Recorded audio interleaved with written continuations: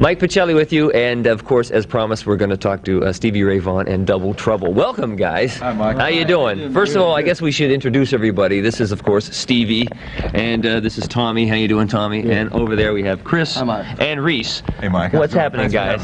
Thanks for coming to Florida. All right. Now, I understand, like, see, Chris and you have been working together quite a while, right? Yeah, something 13, 14 years, something 15, like that. 16, 18, I don't know. A long time. Oh, quite a while. Quite a while. Those of you that may not know, Chris, of course, is the drummer, and Stevie Ray is, if you don't know, he's the guitarist extraordinaire, and you should know. And maybe the problem is that a lot of people don't know a lot about you, and perhaps we, in this interview, we will clarify some of that. Right. Originally from where? Texas? Dallas, Texas, yeah. Dallas, Texas. And some of your influences early on were? Well, Freddie King, B.B. King, Albert King, Lonnie Mack, my brother, Jimmy Vaughan, of course, Buddy Guy, John Lee Hooker. See, you hear a lot of Buddy Guy in your playing. Well, thank you. Yeah, I mean it that way. And then there's all the English guys, that were becoming to get real big over here in the early '60s, from Beck to Clapton to, of course, Hendrix went over there to get big. A lot of Hendrix influence too, I imagine. A lot of his influences are the same as ours, so that shows through as well. Yeah. And did you get a chance to play with any of your heroes? I've been fortunate enough to play with most of them. Yeah? Yeah. I bet you can tell some stories about Albert. Oh, yeah. Albert's a man. I did a couple of dates with Albert. Yeah. He's a great guy. Give us a horror story about traveling in a Cadillac with Albert King. Come on. No, what I understand is on the bus, when he gets tired of driving, he just gets up and starts walking back to his little bed. And if you're awake and you notice him, it's time to drive. That's while the bus is still rolling, right? Yeah, that's what I hear. Now, Tommy, this is Tommy Shannon here next to Stevie. Of course, Tommy, you may know because you've been to St. Petersburg a number of times with Johnny Winters. Is that correct? He's a long time ago. Johnny Winters, bass player in the '60s and in the early '70s. And any good Florida stories since you're in Florida now with Johnny that you remember? Not really. I used to like the girls here. I know that. The nice girls. Yeah. A couple little Shannons running around, possibly. Possibly. I don't know, man. Hopefully, no one will come here with any paternity suits, and if we see a barrister, we'll have them removed from the hall. I keep waiting for that. Could happen. It's kind of hard. We're conducting a 5-person interview at the same time. Chris, of course, been with him, you say 13 years? Something 13, 14 years. You guys got any early recordings of that? Any early stuff? Yeah, but I think they're at large. We got some stuff on cassette, some like living room recordings and stuff like that. But for the most part, in the early days, then Steve, it was a power trio, basically, right? Well, it was a trio, and no, it wasn't actually. Well, Double Trouble. The original Double Trouble was a 5-piece band. Is that right? Had a sax player. It was guitar, bass, drum, sax, and a female vocalist. Did you guys tour like that? Yeah. Yeah. A little bit. We went to the East Coast twice or 3 times, and toured around Texas, Louisiana. We came back a 4-piece once. Was that right?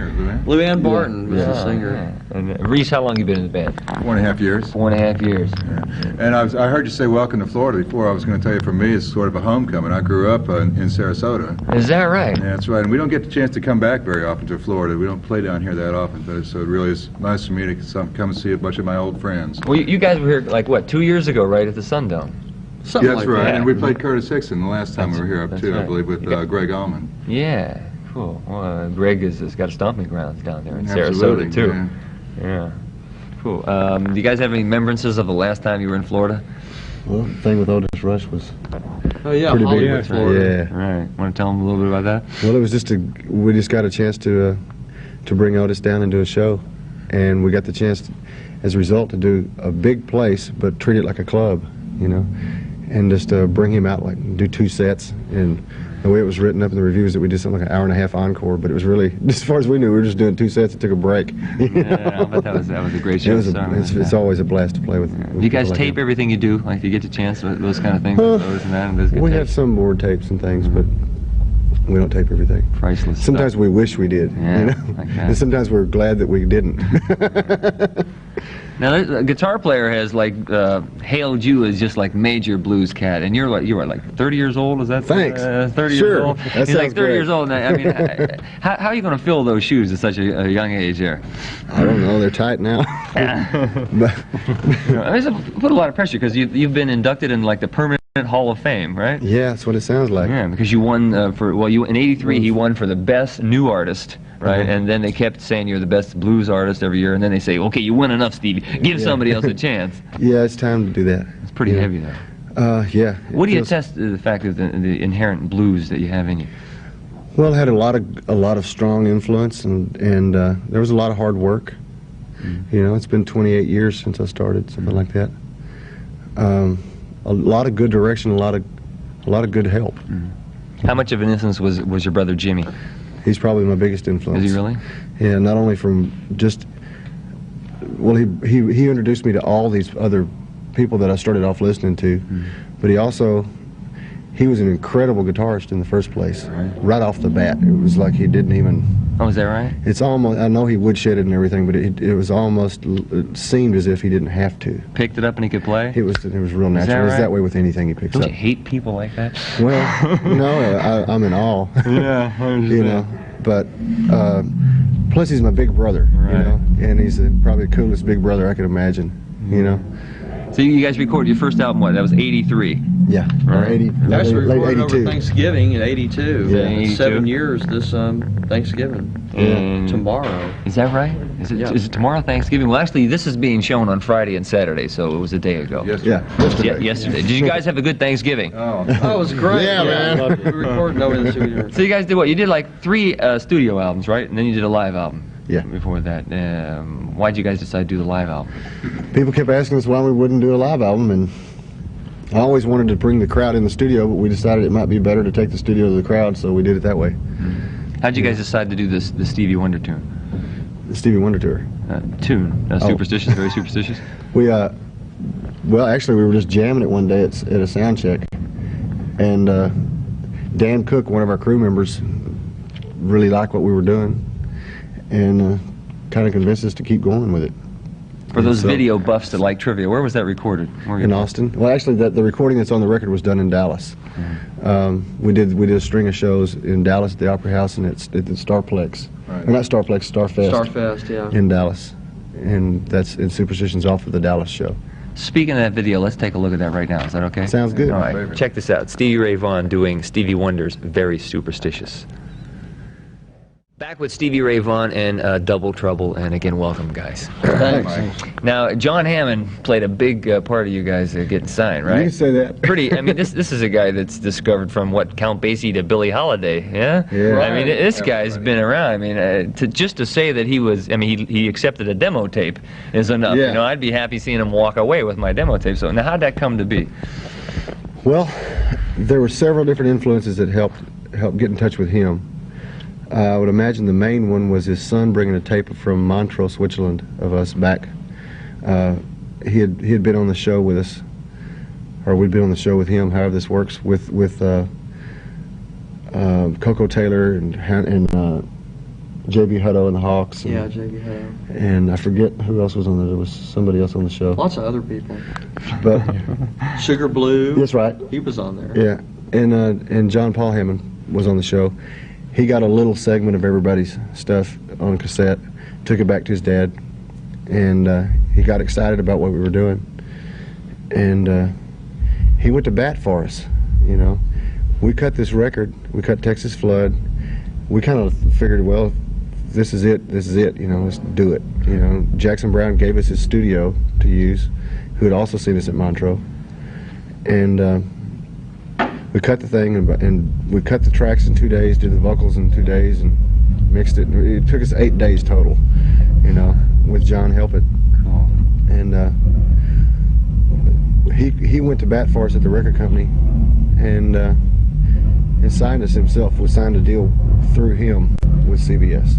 I mean, you get a call someday. I mean, you're coming out of the shower, the phone's ringing, and it's John Hammond calling you up and going, "Hey, man, I dig you." Well, that was already going on, and when we took him the tapes and played them for him. It was kind of a wild deal. He was playing it, and he liked it. He kept turning it up, and it's, believe it or not, the speaker fell off the wall and hit him in the head.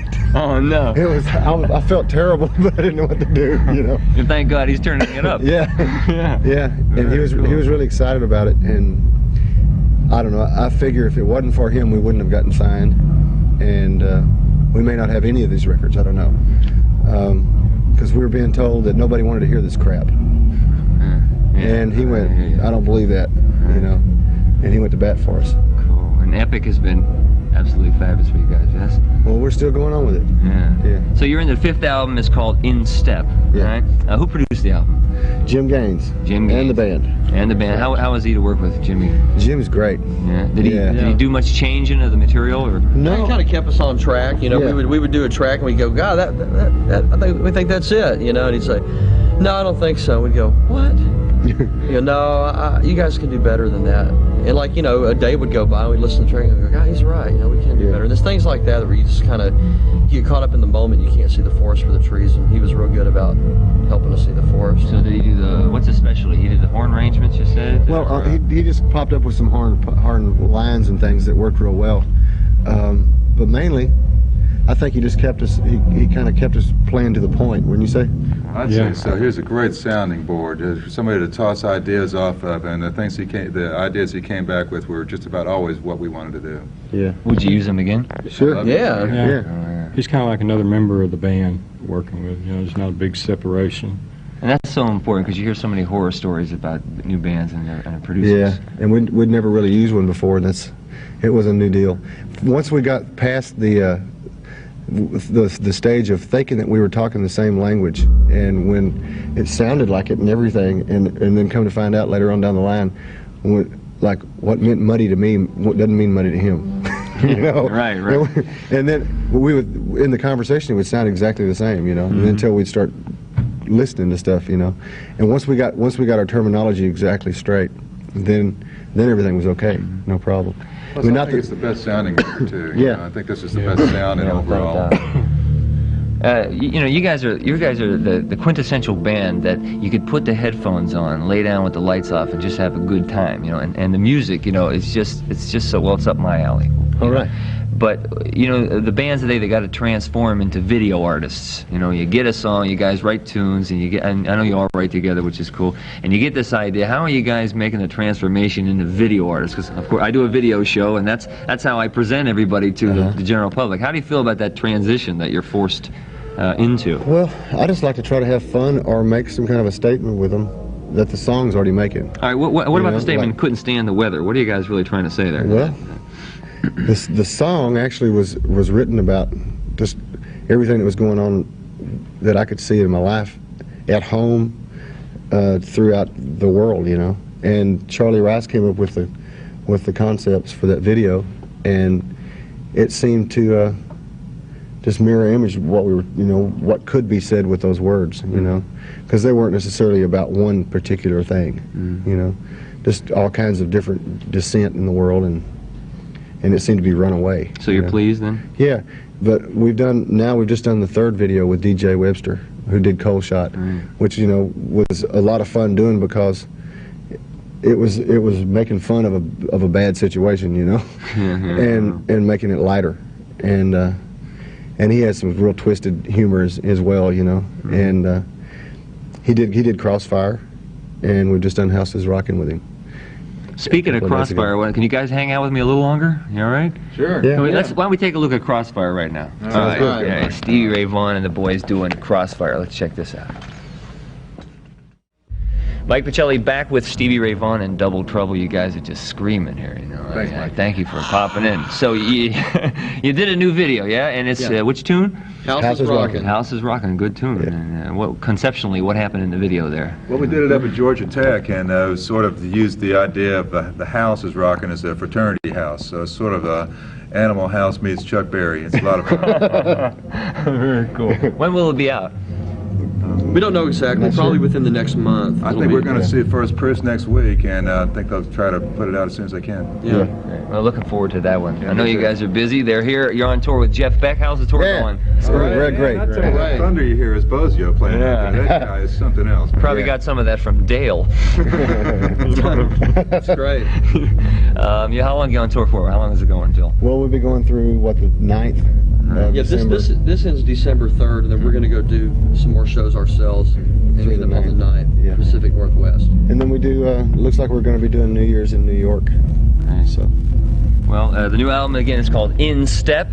And of course, it's Stevie Ray Vaughan and Double Trouble. Check it out, steal it, buy it, whatever you got to do. Get a hold of it. You will enjoy it, man. Thanks, Stevie, Mike. it's a pleasure meeting you guys. Thanks for being on the show, all of you.